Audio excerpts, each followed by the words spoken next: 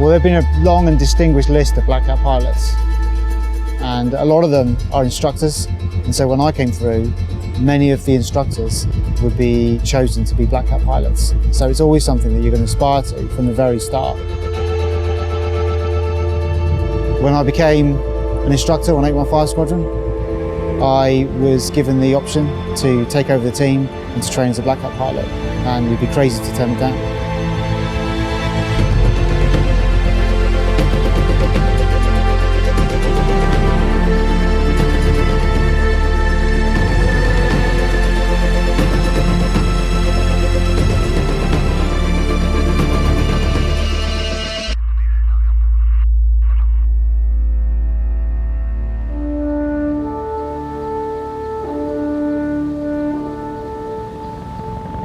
The biggest difference with the display this year is the inclusion of the Wildcat.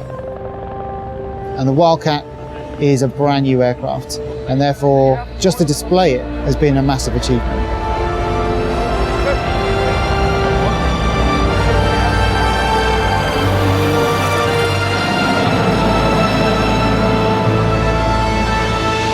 The Wildcat is primarily a search and destroy unit. It's designed to do everything that the Royal Navy Lynx does. Any scenario that you can think of on the back of a Royal Navy warship, whether it be open water warfare, where we're firing missiles, dropping torpedoes, depth charges against anti-submarine contact, all the way through to humanitarian operations where we'll be load lifting supplies in and out of, for example, West Africa at the moment with the Ebola crisis, or indeed just taking aid to hurricane-hit countries.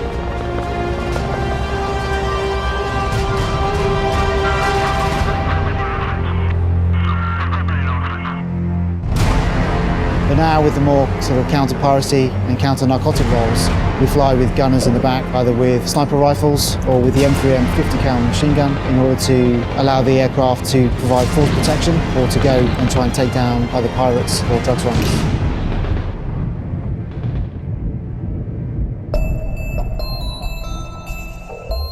The sensor suite on the Wildcat is the real evolutionary step over the Lynx Mark 8.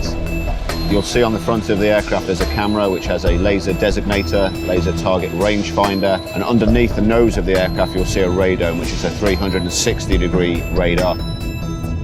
It has used something called monolithic engineering to give a greater rigidity of the airframe itself, and it's actually machined out of solid blocks.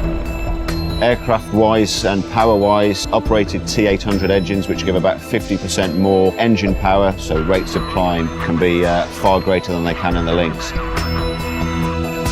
The Wildcat takes it onto the next generation where we can get airborne and we can see far, far further, process far more information, providing far greater situational awareness for the commanding officer of a Royal Navy warship.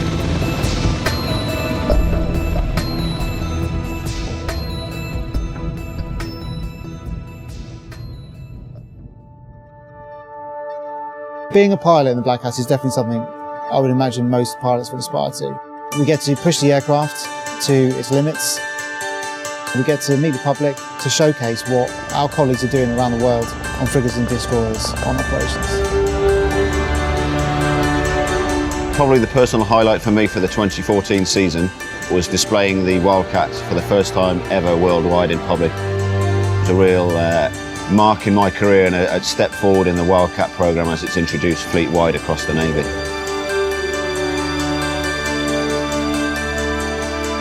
In 2015 and beyond, ultimately we're looking to change the team so that it is a pairs with just the Wildcat, as the Wildcat is the future. And we're looking for the new breed of Wildcat instructors to take over that mantle and to fly the 2015-2016.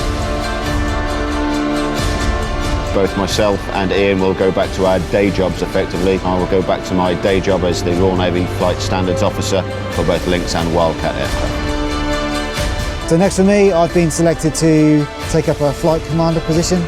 And so I'll be taking my team of engineers and my aircraft to sea around the globe for 2015.